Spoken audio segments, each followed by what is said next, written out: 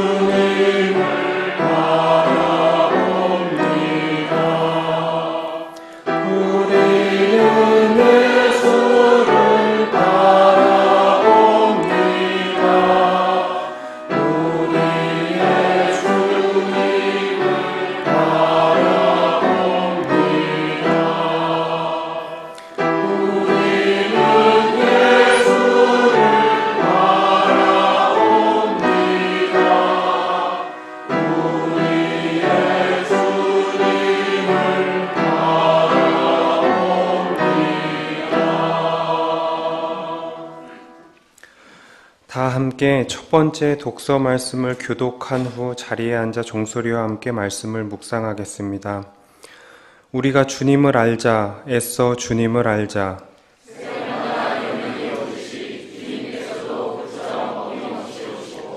해마다 쏟아지는 가을비처럼 오시고 땅을 적시는 봄비처럼 오신다.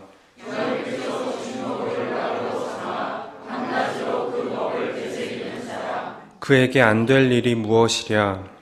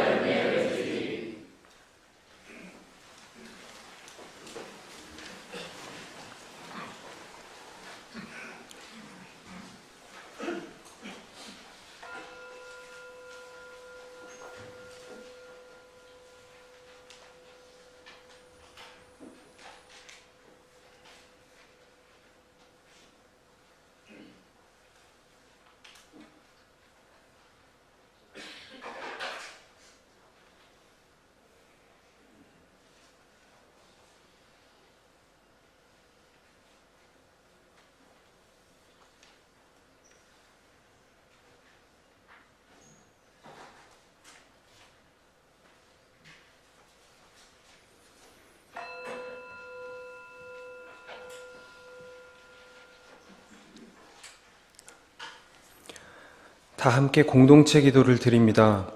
중보 기도를 하실 교우들께서는 그 자리에서 일어나셔서 천천히 그리고 함께 마음을 모으기 위해 조금 큰 목소리로 짧게 기도해 주시기 바랍니다. 기도가 끝나면 저희의 마음을 모아 주여 우리 기도를 들어주소서 하고 응답하며 기도하겠습니다.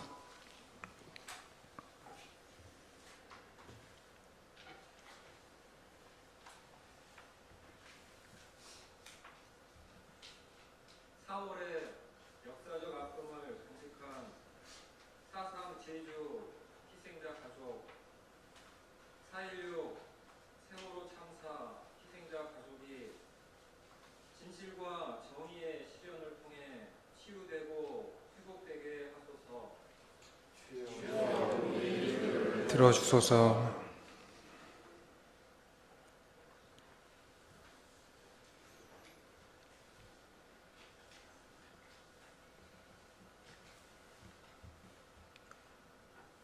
주님을 더 알고자 노력하고 주변 사람들에게 예수님의 사랑을 전할 수 있는 저희가 되게 하여 주시옵소서.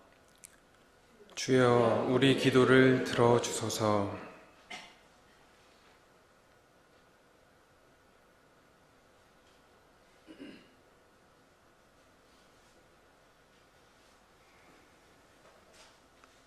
지난주 아버지를 떠나보낸 김글 자매와 김현실 자매 마음에 하나님의 평화와 위로가 있기를 원합니다. 주여 우리의 기도를 들어주소서.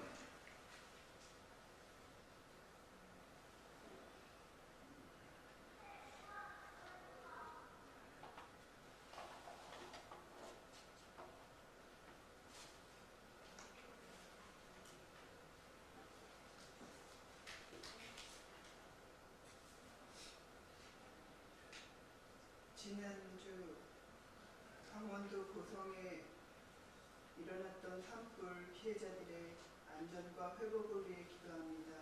그들을 위로하시고 다시 일으켜 세워주소서. 주여 우리 기도들을 들어주소서.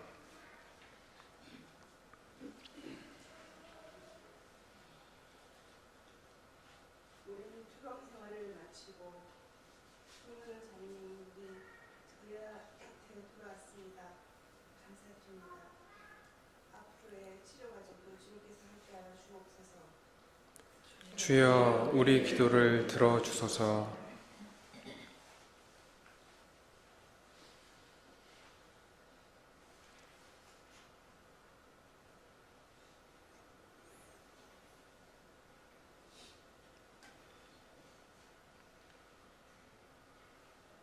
고난과 부활, 그 광장, 그 언덕 너머로 이 세봄 세길 소풍을 봅니다.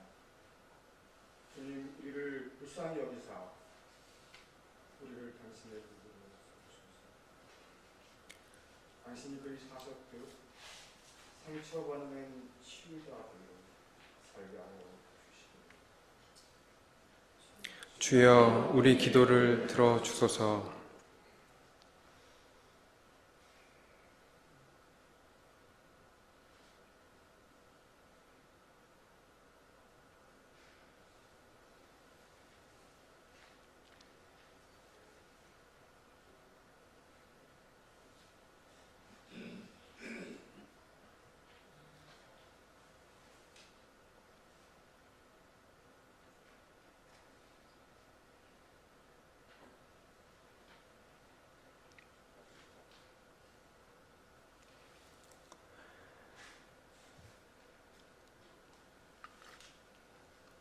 (4월의) 이웃들을 위해 기도합니다. 따뜻하지만 아프고 아프지만 따뜻한 봄, 그리고 4월. 숨쉬기도 미안한 4월이지만 하지만 그래서 더 겸허한 마음으로 다시 한번 봄의 생명의 기운을 빌려 자그마한 용기를 잃지 않고 4월의 이웃들을 위해 기도드립니다. 불행한 한국 근대 역사의 질곡을 여전히 머금고 있는, 아직도 제대로 이름 붙이는 것조차 어려운 71년을 지나고 있는 제주 4.3을 기억합니다. 숨쉬기도 미안한 5번째 4월을 지나고 있는 세월호 4.16을 기억합니다. 그리고 지난주 예기치 못한 산불로 큰 고통 중에 있는 강원도 고성, 속초, 강릉, 동해, 인제의 이웃들을 기억합니다. 결코 숫자로 호명되거나 환원될 수 없는 그 아픔과 슬픔 앞에서 저희들의 간절한 마음을 모아 침묵으로 기도하겠습니다.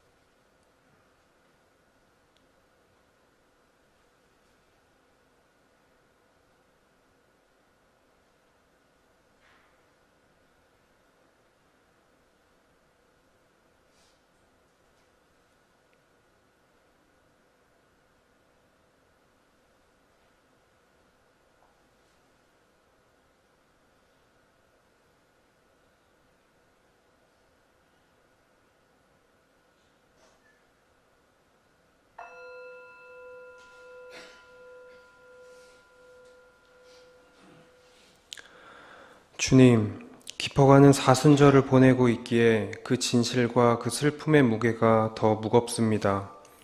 진실에 대해서는 두려움 없이 응답하기를, 이웃의 아픔과 슬픔에는 끊임없이 성찰하며 예의를 갖추는 예수 따르미들이 될 수 있도록 저희들을 이끌어 주십시오. 제주 4.3의 십자가를 넘어 세월호 4.16의 십자가를 넘어 지금 여기 오늘도 고통 중에 있는 모든 이웃들의 십자가를 넘어 부활의 언덕을 향해 지침 없이 우리 모두 함께 걸어갈 수 있도록 함께 해 주십시오. 예수 그리스도의 이름으로 기도드립니다. 아멘.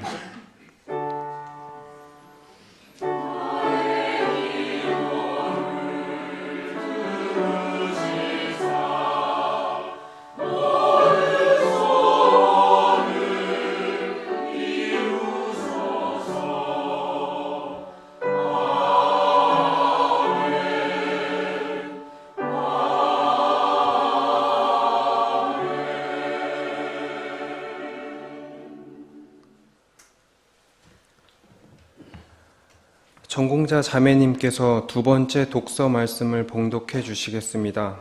봉독해 주신 후 회중의 다짐을 함께 고백하겠습니다. 그리고 이어 성가대의 찬양이 있겠습니다. 오늘 말씀 나눔은 임동숙 자매님, 이상길 형제님, 그리고 최서희 자매님, 김문음 자매님께서 해주시겠습니다. 그리고 이명훈 형제님께서 특별 연주를 해주시겠습니다.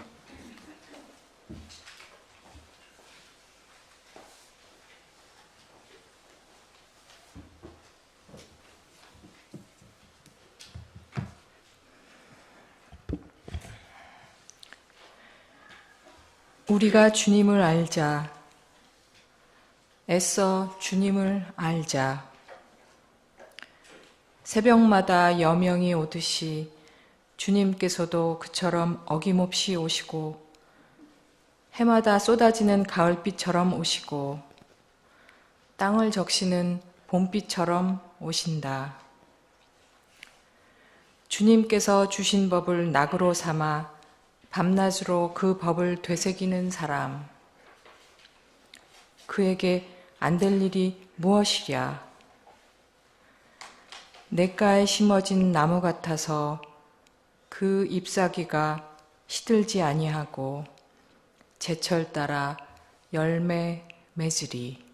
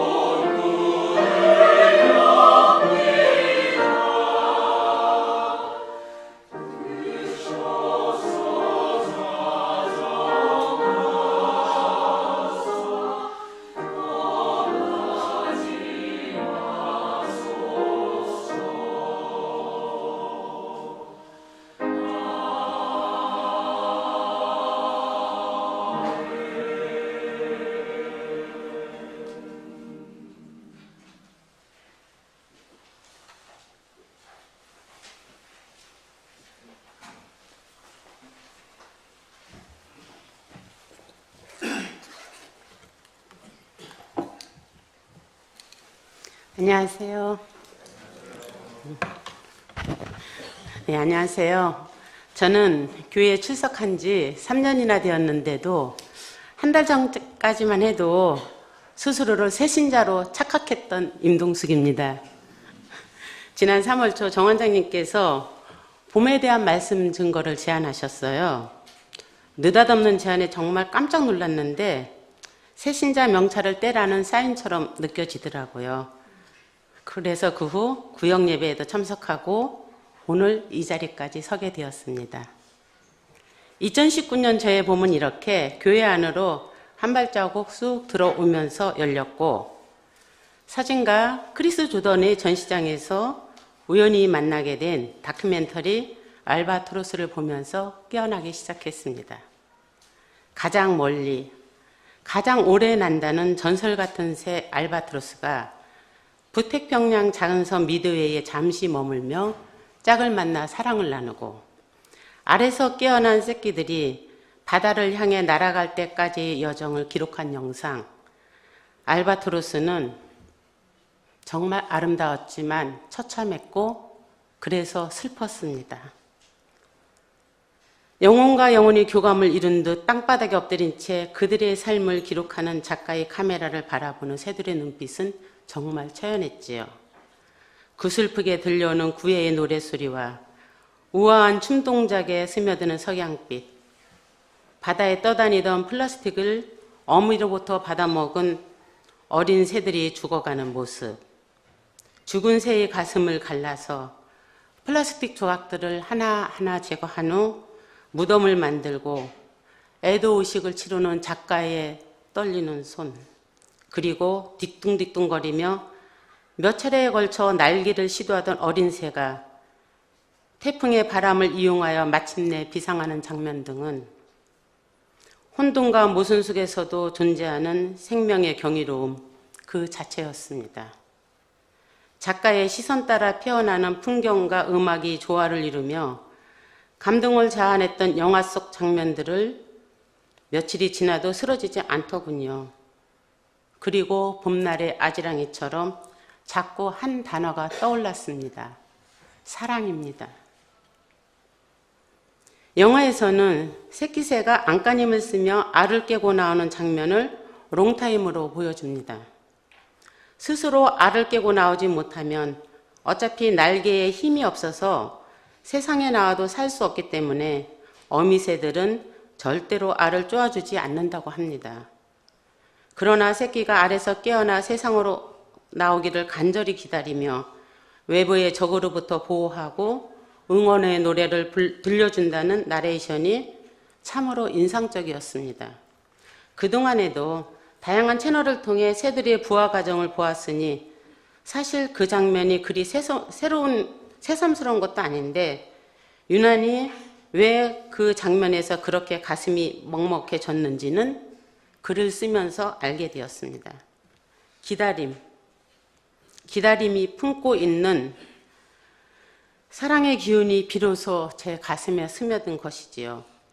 홀로 설 수 있을 때까지 따뜻한 시선으로 바라보며 기다려주는 것이 사랑이라는 것을, 하나님께서 저에게 주셨던 바로 그 사랑이라는 것을 머리가 아닌 가슴으로 알아차리는 시간이었던 겁니다. 3m나 되는 커다란 날개로 하늘을 날며 바다를 품고 있는 새 알바트로스가 저에게 기다림의 사랑을 깨우쳐 주었다면 작가 크리스 조던은 애도가 사랑의 시작이라는 것을 가르쳐 주었습니다. 알바트로스와 함께 했고 알바트로스를 사랑했던 작가 크리스 조던은 인간의 이기적인 욕망을 비난하는 대신 우리에게 질문으로 호소합니다. 작가는 한 인터뷰에서 말했지요. 8년 동안 미드웨이 섬을 오가며 가장 힘들었던 것은 인간인 우리가 아는 것을 알바트로스가 모른다는 사실이지요. 인간이 쓰고 버린 쓰레기들을 먹이인 줄 알고 새끼의 입으로 건네주고 궁극에는 그것이 자기 새끼의 목숨을 앗아가고 있다는 그 사실을 만약 알바트로스가 알게 된다면 그들의 가슴은 무너져 내릴 것입니다. 과연 그 슬픔과 절망에 우리는 어떻게 사죄할 수 있을까요? 그러나 우리가 함께 열린 눈으로 인류의 현실을 직시할 용기를 낸다면 현실을 바라보면서 느끼는 불편한 감정들이 오히려 인류를 하나로 이어주는 계기가 될 것입니다. 당신은 인류의 현실을 직시할 용기를 내시겠습니까? 크리스 조던은 이렇게 질문했습니다. 땅을 적시는 봄빛처럼 기다림과 애도로 스며드는 주님의 사랑에 기대어 부끄러운 무관심으로부터 깨어날 수 있기를 간절히 바라며 크리스 조던의 애도에 관한 글을 기도로 대신하겠습니다. 애도는 슬픔이나 절망과는 다르다. 애도는 사랑과 같다. 애도는 우리가 잃어버리고 있는 것 또는 이미 잃은 것에 대한 사랑의 감정을 경험하는 것이다. 마음을 내어준다면 애도는 이미 우리를 진정한 생명의 근본으로 이끌 것이다. 감사합니다.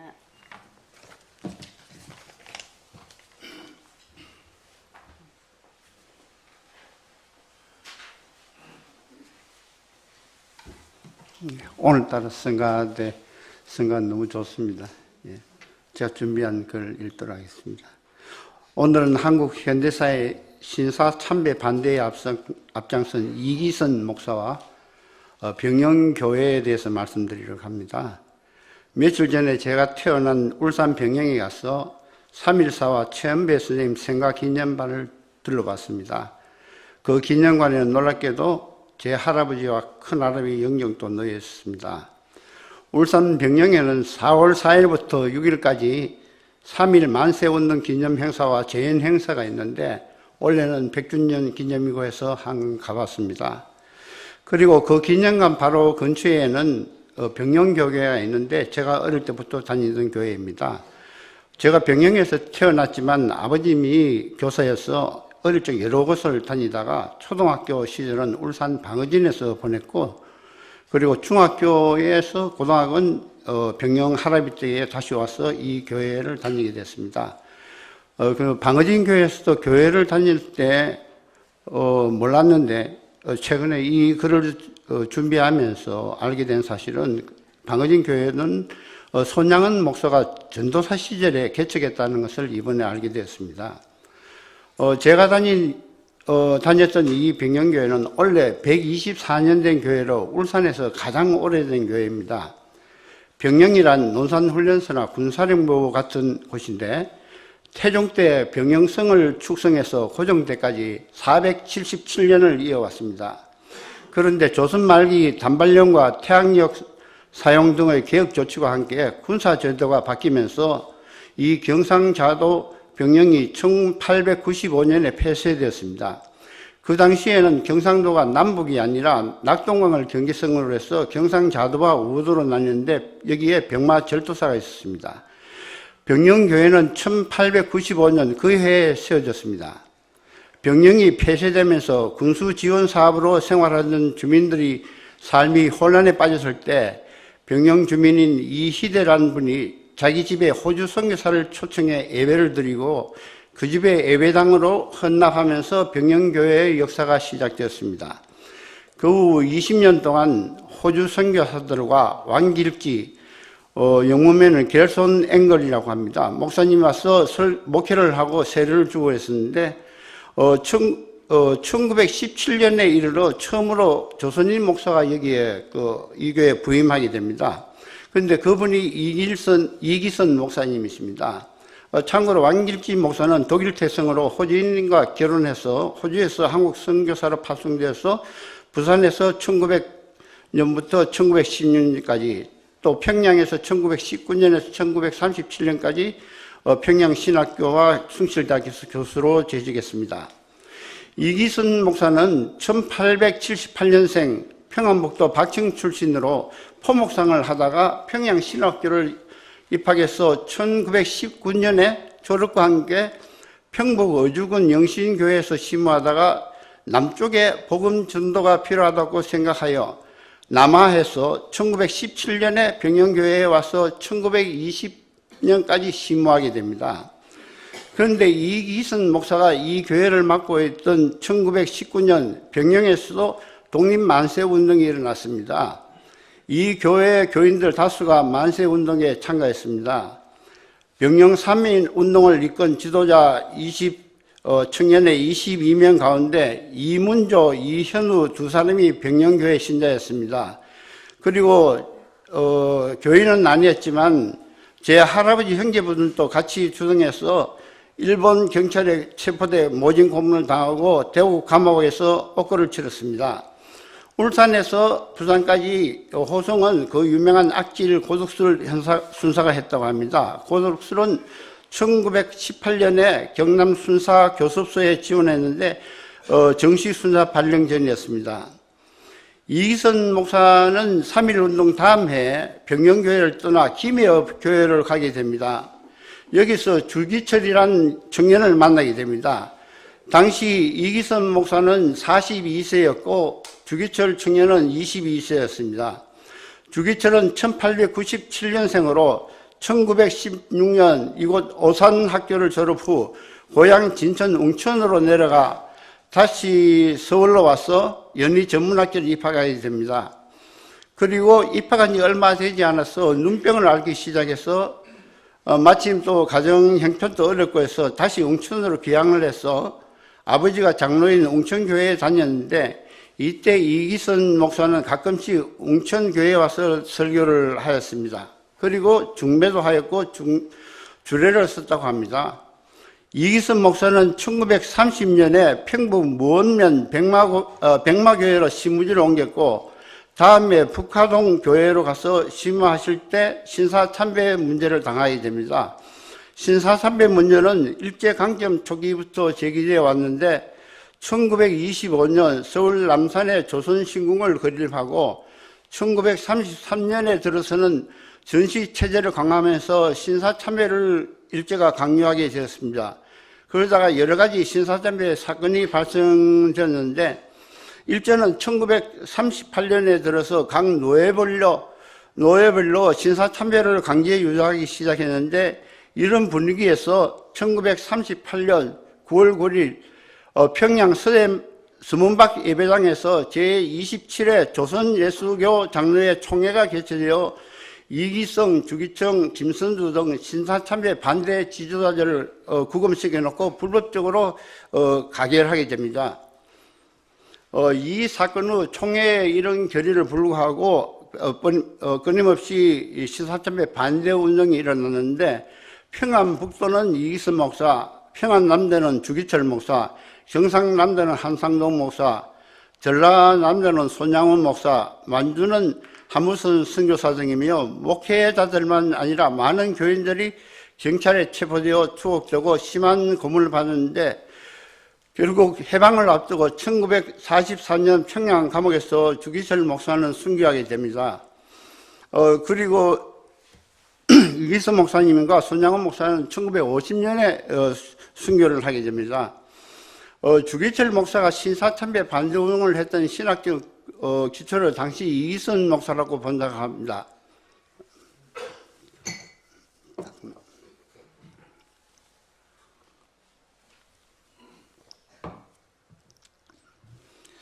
그리고 당시 이기선 목사로부터 성경을 배웠던 이들이 신사참배 반동에 적극 동참하게 되는데 주기철, 주남선, 최상림, 방계성, 지난번에 오신 그 박 목사님 아버님, 할아버지 되십니다. 이약신, 손양원, 정양순 등이라 합니다. 한국 현대사에는 이 외에도 많은 사건이 있습니다. 제주 4.3 세월의 아픔, 그리고 5.18가 6.25가 있습니다. 그리고 저에게는 5.16 구대차가 일어나서 바로 제 부친이 4.19 교원 노조 사건으로 투옥되고 3년 동안 해직 생활을 당해서 저에게는 참 힘들었던 시절이 있습니다. 또 보통 사람들은 겪어보지 못한 베트남 참전에 제가 1년 6개월 동안 생활도 했습니다. 물론 이제 전투부대는 아니고 후방에 있었지만 여러분 한국 현대사에서 보면 무엇일까요? 저도 알고 싶습니다.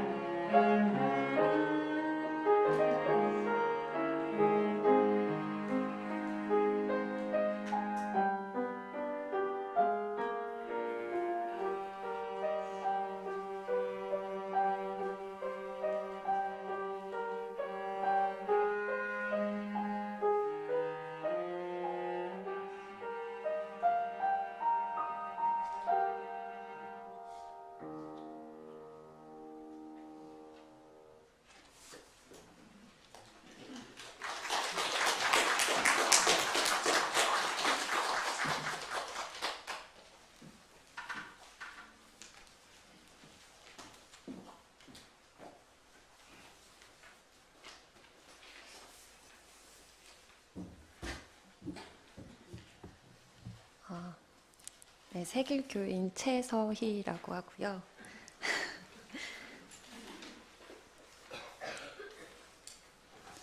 네, 제가 봄이라는 말씀 증거 주제를 듣고 그 계절을 떠올렸을 때 요즘은 뭐 미세먼지나 뭐 이번 주는 고성 산불까지 있어서 마냥 좋은 계절만이 아닌 게 돼버렸는데요.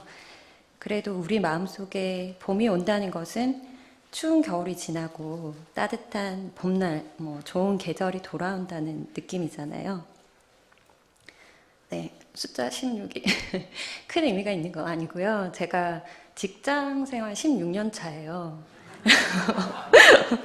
제가 2004년에 대학을 졸업하고 곧바로 입사를 하고 좀 남들보다 빨리 진로를 정했기 때문에 사실 그 이후 10년을 좀 안도감 속에서 평안하게 보냈습니다.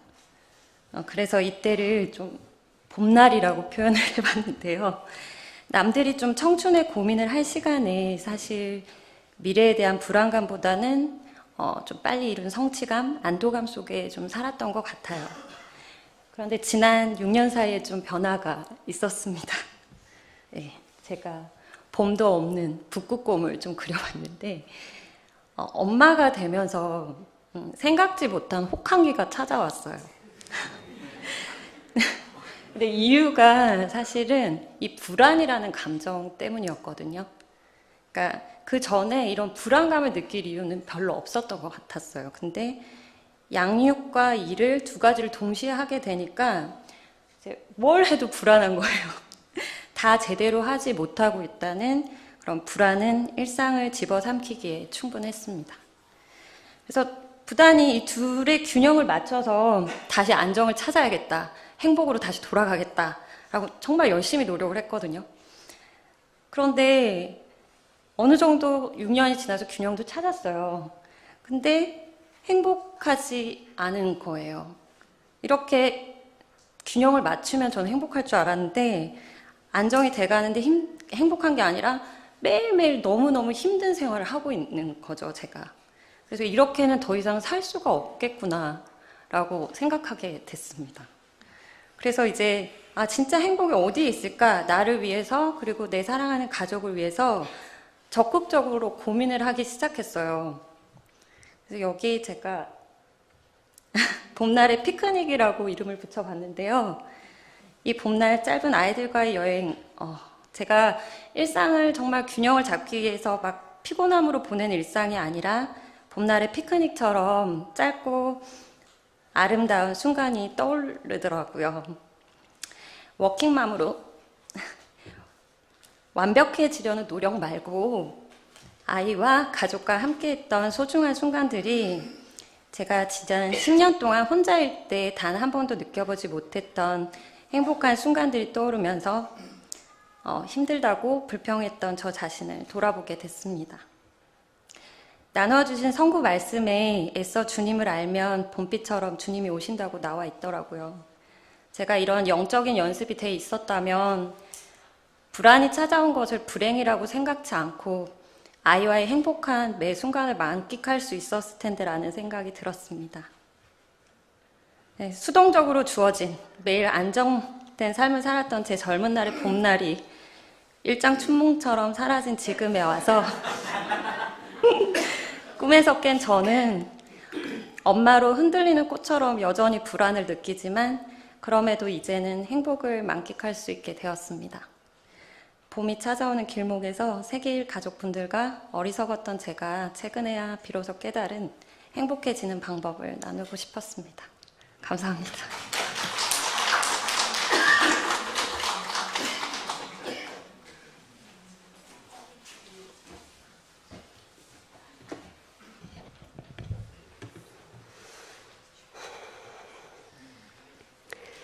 지난해 3월에 암 진단을 받았습니다. 피해갈 줄 알았던 항암 치료와 방사선 치료까지 받게 되면서 봄, 여름, 가을, 겨울을 투병인으로 살아가게 되었습니다. AC, 즉 에이디마이신과 사이클로포마이드라는 약을 투여하자 소문대로 머리카락, 속눈썹, 온몸에 털이 싹 다 빠졌고 나중에 탁셀이라는 약을 맞자 심한 근육통과 손발의 감각 이상이 발생하며 손톱, 발톱이 까맣게 변해가는 시기였습니다. 치료를 견디는 긴 과정은 자신의 생을 돌아보며 생활 환경과 태도, 패턴을 재정립하는 기회이기도 했습니다. 난감하기도 했지만 저는 진심으로 감사했습니다. 어리석고 나약한 내가 내 힘으로 바꾸지 못하자 하나님께서 아주 특단의 조처를 취하시는구나 싶었습니다. 항암 수련회라고나 할까요? 저는 제대로 살 준비와 제대로 죽을 준비가 다르지 않다는 것을 알게 되었습니다. 하지만 무리했던 구성안들을 버리고 분수에 맞게 견적을 다시 짜는 일이 현실적으로 그리 쉽지만은 않습니다.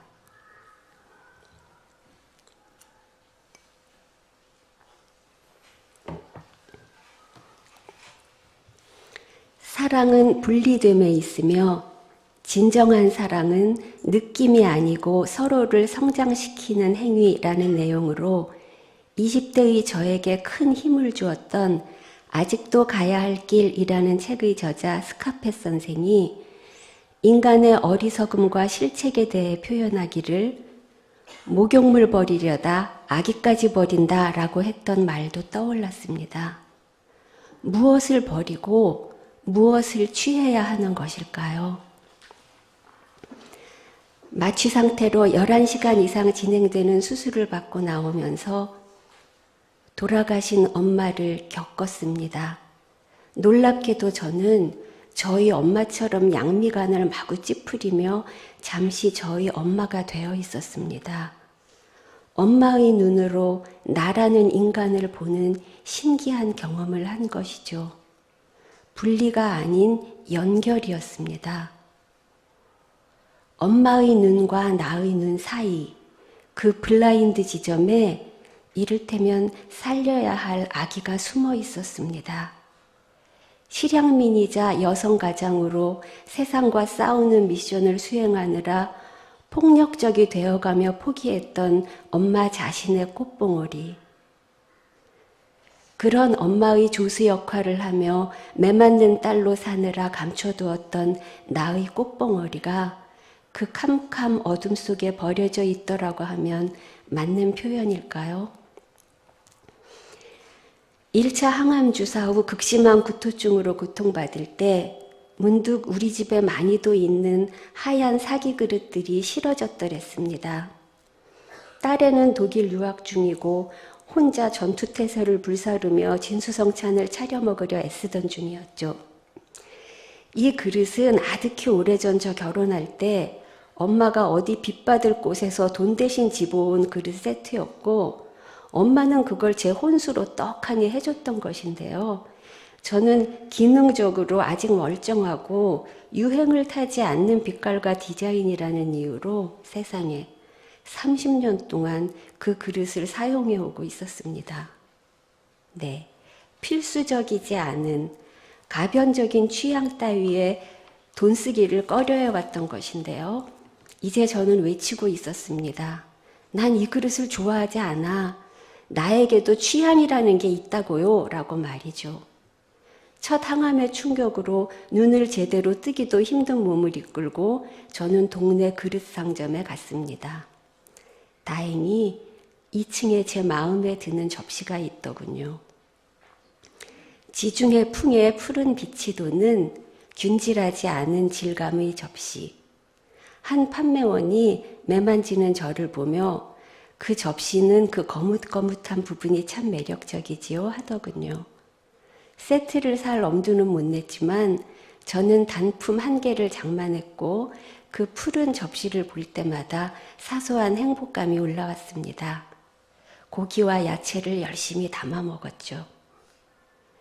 제가 구상하고 걸어가는 앞으로의 새 길에는 취향의 발견이나 실현, 연약한 부분을 살려가겠다는 코드가 포함되어 있습니다. 올해 1월로 지루한 표준 치료를 마치고 회복 중인데요. 3월 첫째 주에는 드디어 독일 체류 중이던 딸아이가 1년 반 만에 다니러 왔습니다. 남들이 보면 감격스러운 포옹, 뜨거운 눈물과 애정어린 대화가 난무할 것 같지만 진실을 밝히자면 종종 참 징하게 싸웁니다. 파괴적인 연인처럼 조금만 방심하면 상황이 초토화됩니다. 달라진 점이라면 영원한 쪼다같이 굴던 제가 암 덕분에 조금 엣지 있어진 정도입니다. 한꺼번에 많은 변화를 기대할 순 없어서 그저 나나 잘하세요 합니다. 거의 의절 분위기로 가다가 출국 며칠 전에 다시 엄마 사랑해, 나도 사랑해 분위기로 변했습니다. 정신병자들이 따로 없습니다. 딸아이도 자신과 타인 사이, 어둠 속에 떨고 있는 꽃봉오리를 발견하는 순간이 있을 것입니다. 발칸반도 출신의 신학자 미로슬라브 몰프는 그의 저서 배제와 포옹에서 타자와의 관계는 섣부른 통합이나 단절이 아닌 정체성을 재조종하는 계기가 되어야 한다라고 말합니다. 이 신학자의 이 어려운 이야기를 저는 나의 정체성 안에 내가 지키는 나를 확실히 함과 동시에 타인을 껴안을 여유 공간을 둔다는 그림으로 이해했습니다. 그 포용의 공간으로 햇살이 비치고 주님이 주시는 신선한 공기가 들어올 것 같습니다. 기왕이면 이 봄에 우리들 사이의 가려진 꽃들이 시간의 향기를 누리며 가득 피어나기를 기도합니다. 아멘.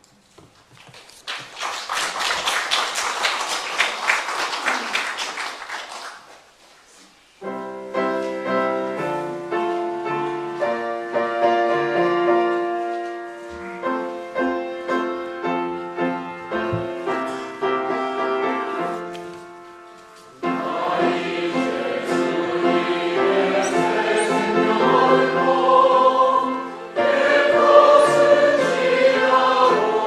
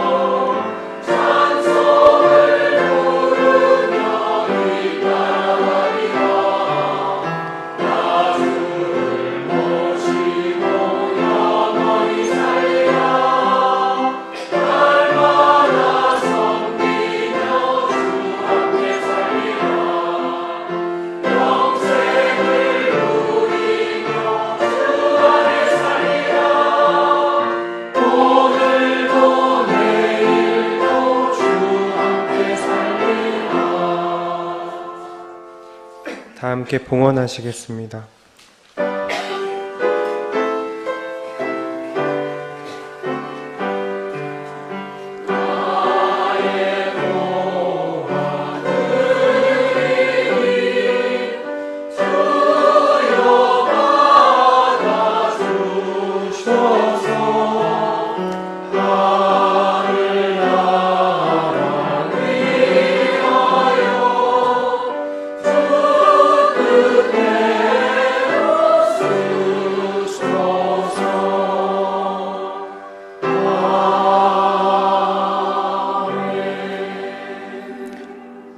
함께 봉헌 기도 드립니다. 주님께서 주신 것을 이웃과 나누기 위해 바칩니다.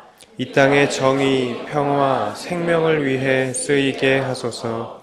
아멘.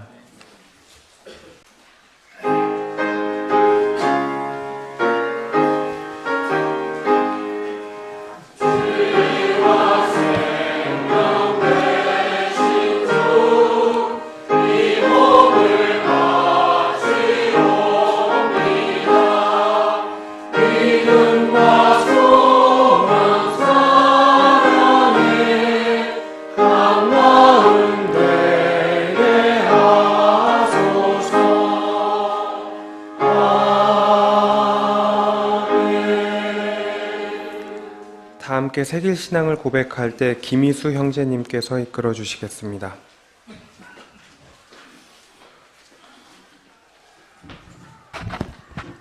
조금 천천한 스피드로 뜻을 새기면서 새길 신앙 고백을 드리겠습니다. 우리는 우주 만물을 창조하시고 역사를 주관하시며 품어 인도하시는 하나님을 믿습니다. 우리는 모든 악으로부터 우리를 해방하여 새 사람으로 일으켜 주시는 예수 그리스도를 믿습니다. 우리는 모든 생명들이 서로 소통하도록 이끌며 고난과 절망 속에서도 우리에게 언제나 새로운 희망과 평강을 주시는 성령을 믿습니다. 우리는 교회가 예수 그리스도의 십자가와 부활에 동참하고 자매 형제들이 사랑의 교제를 나누는 신앙 공동체임을 믿으며 창조의 보존과 완성을 위해 인간의 생명과 존엄을 지키기 위해 하나님의 정의와 평화의 실현을 위해 우리의 삶을 바칩니다. 우리는 자신을 비우고 고통받는 모든 생명의 이웃이 되어 하나님 나라 복음을 위해 헌신하기로 다짐합니다.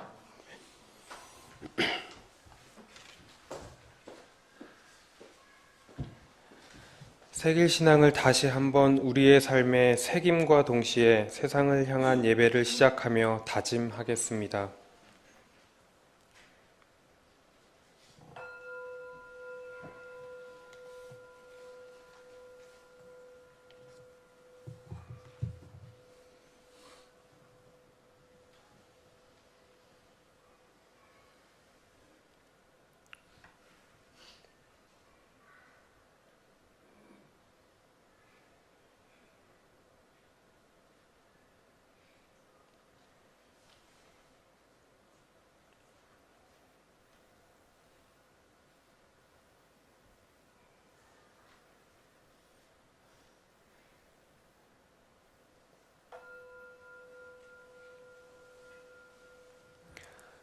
앞쪽 스크린에 공동 축도문이 있으니 되도록 옆에 있는 자매 형제님들과 손을 잡고 함께 예배드리는 교우들을 위해 그리고 우리의 많은 이웃들을 위해 그리고 세상을 위해 기도하겠습니다.